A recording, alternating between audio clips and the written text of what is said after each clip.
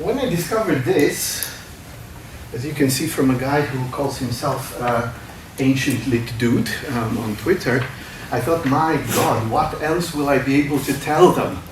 Because he basically put it in a nutshell. This is the topic about which we are going today to talk about today. Specifically, why was there such an outcry from, especially from the male readers, a specific section of the male readers, when Emily Wilson's translation of Homer, a text that one would not, especially the Iliad, about which I will be talking today, a text which doesn't normally sit right there on the nightstand of anyone who wants to read something at night. It's not the first thing that you would reach for, that most readers would reach for to get them to sleep, probably. But as you will see, there is an explanation as to why this specific translation has become such a focus of hatred, such a focus of debate, such a focus of controversy, such a focus of appreciation, such a focus of praise. If you look at any of the dust jackets of the printed book, you will see that the praise listed there is absolutely to the sky. And so this is truly an achievement. Dr. Emily Wilson is a professor, a translator, and a classicist. As you can see here, she is currently department chair and professor of classical studies at the University of Pennsylvania. And she has a very long record, academic record, that is quite enviable. She started at Oxford, Balliol College, where she got her BA in classics. And she has a website where you can interact with her.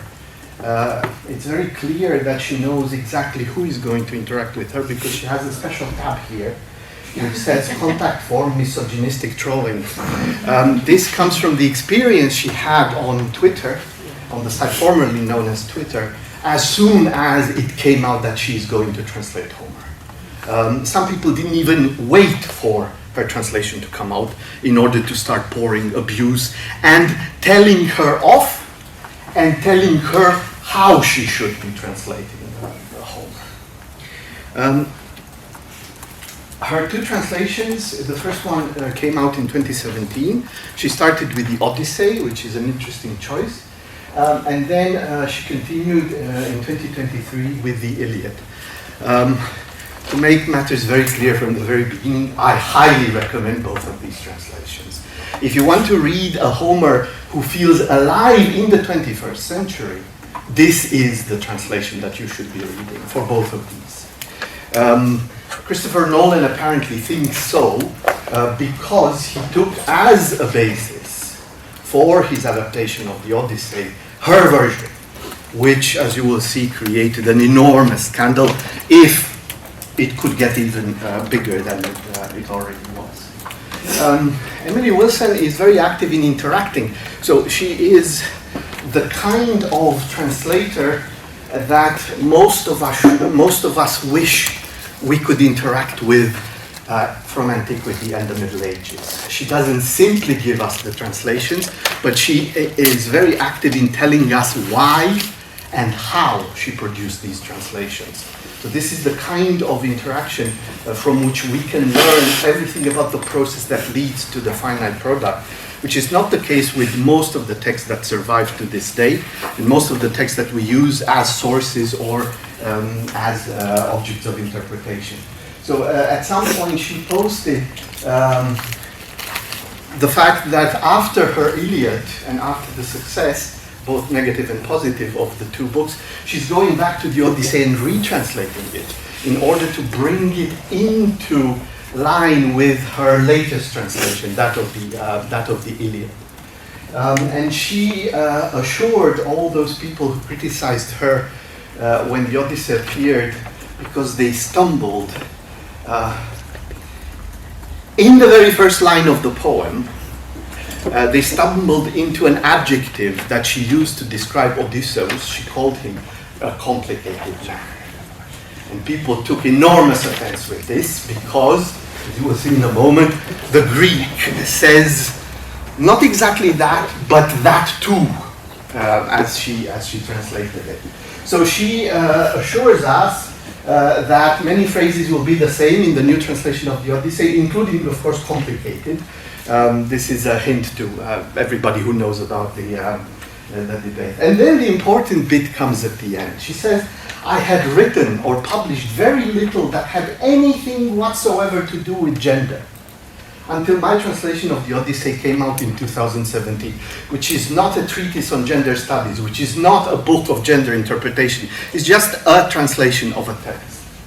So when the Odyssey came out in 2017, and all of a sudden I was assumed to be obsessed with nothing else. The question which I'm asking today, and which we will try to answer together, is why would one assume, on the basis of a translation, that the translator is one of the gender people, is firmly and militantly in a specific ideological camp, when there is apparently no outspoken declaration that accompanies the text that says, hey people, this is Homer filtered through gender. Yet a significant number of her readers immediately made the assumption and immediately put her firmly in a very specific ideological camp. Ideological and political at the same time.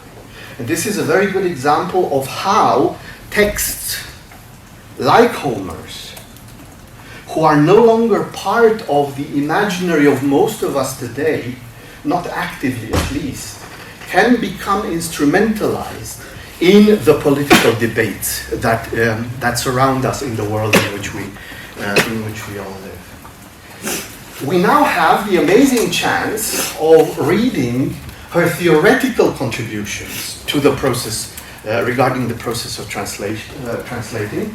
This is a book that has come out 2 days ago, I think. I've ordered it. It's supposed to be delivered today. I had hoped for a miracle, but I cannot show you the actual book. Crossing the Wine Dark Sea, Journeys to Ancient Literature. And here you can read, in her own words, about the ideology, if there is any, that is involved in her translations. So this is an example of meta-discourse that, as I said before, we wish we had for most of the authors that we tend to read from the pre-modern era.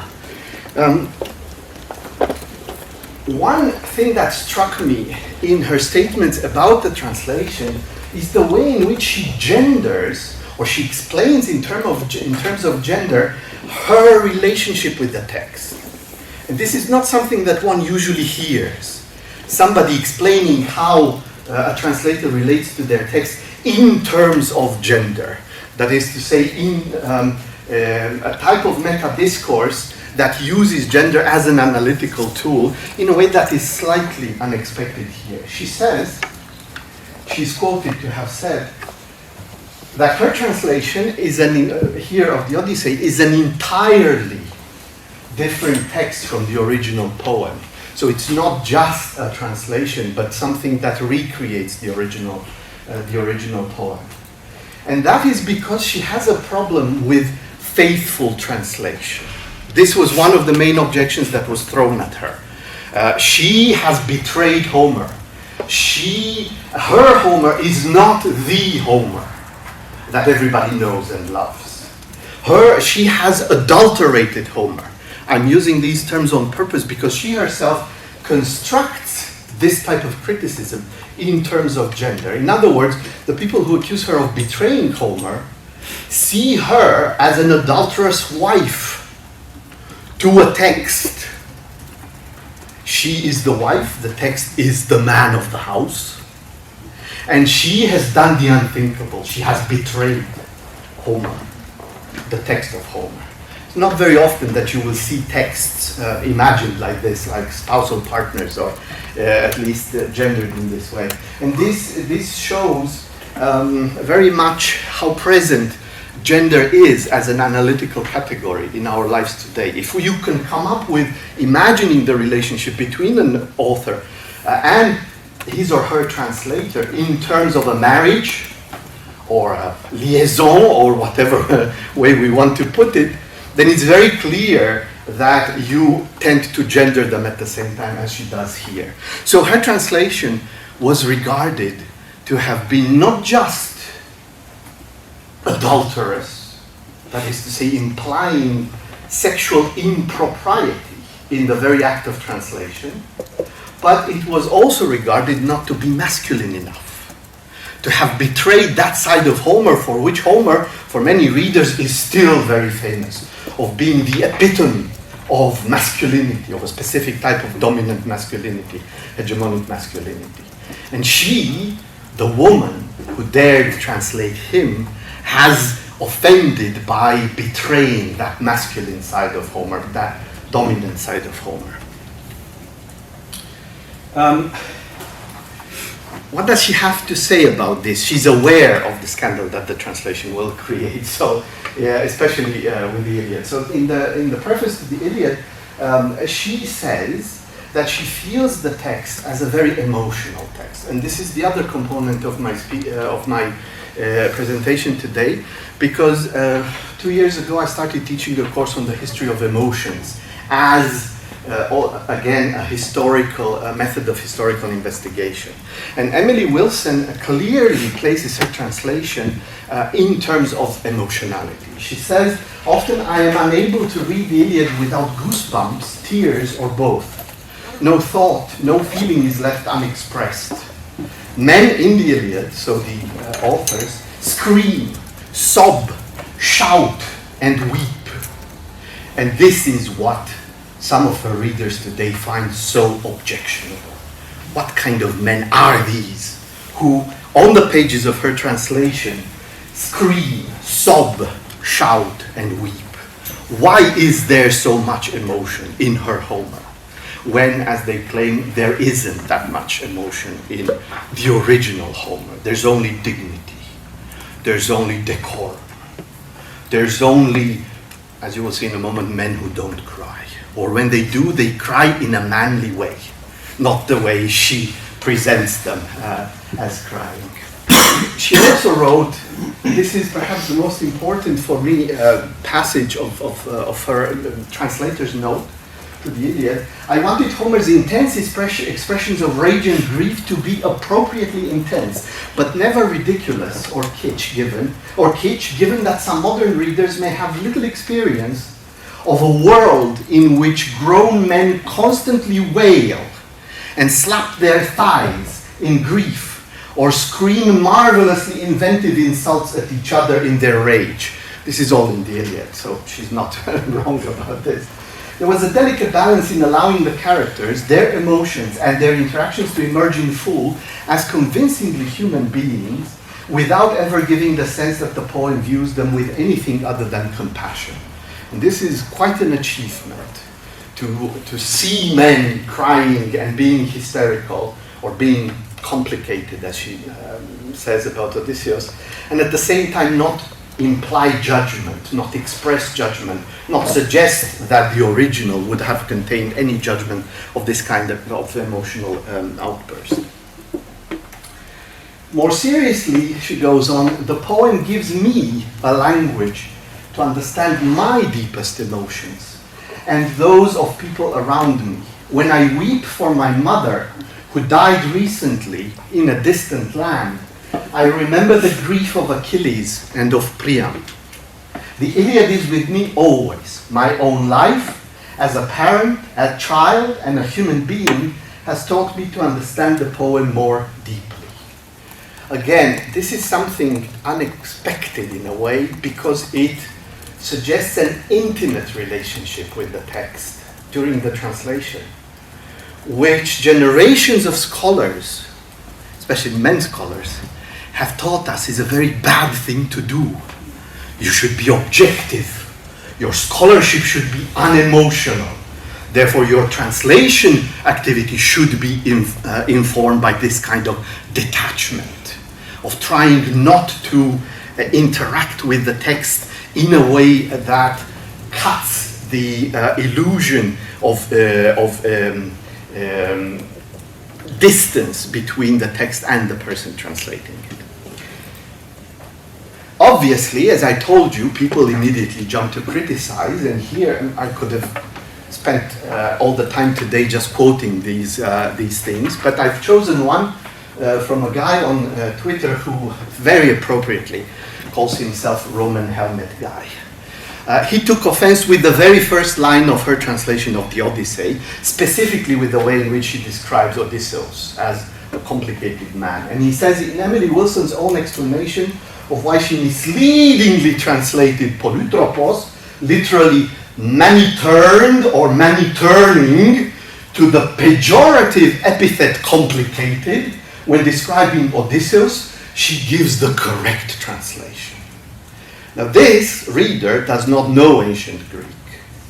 This reader thinks that he can correct a translator who has studied ancient Greek and has spent, according to her own confessions, more than 30 years with these texts. This reader on Twitter, the Roman Helmet Guy, knows that her translation is wrong and knows that complicated is meant to be taken pejoratively by the readers. Can you guess why? Where does this self-secure feeling of knowing what is right in this case, even if he doesn't know the language of the text? What would inspire this kind of tremendous self-confidence, which I pray to have every time when I go into the classroom to teach, but which very rarely is given as a gift by whoever imparts it to those of us. Yes, please. I mean, if you don't know anything about the subject, it's easy to make an assumption, and I think that's the correct one, whereas when you spend 30 years studying it, it becomes complicated. It is not simple. This is very true. This is one explanation as old as time, we could say. This is sheer stupidity. The arrogance of people who don't know and who think that they do know because they know very little. But there is another reason. I mean, it's also to do with the fact that he's a man, so the kind of patriarchal idea that he can kind of inherently know more than any woman, simply because ancient Greek and Latin has kind of been in a manosphere almost in scholarship for hundreds and hundreds of years, and is now much more accessible to everybody. The kind of the tradition of men doing ancient Greek and translating Homer, and the fact that Homer himself, if he was a man, kind of gives him the confidence to think that he knows more because he is a man. Exactly.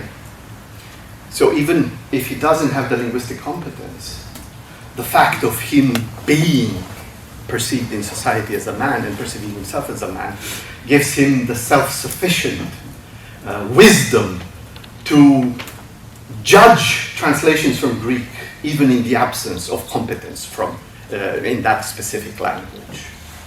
So this is in a way a belief similar to that which says that on Pentecost the gathered apostles miraculously received the gift of speaking any language they wanted to do so from the Holy Ghost. Only here the Holy Ghost is absent. This is not transcendental, not explicitly transcendental. It's based strictly on the way in which our society was built. The other guy who jumped in immediately was, of course, the owner of Twitter, who had loads of things to say about Homer, in whom he immediately became an expert. I've gathered here some of the stuff that he has to say about a movie he hasn't yet seen, but about which he knows that its director desecrated Homer.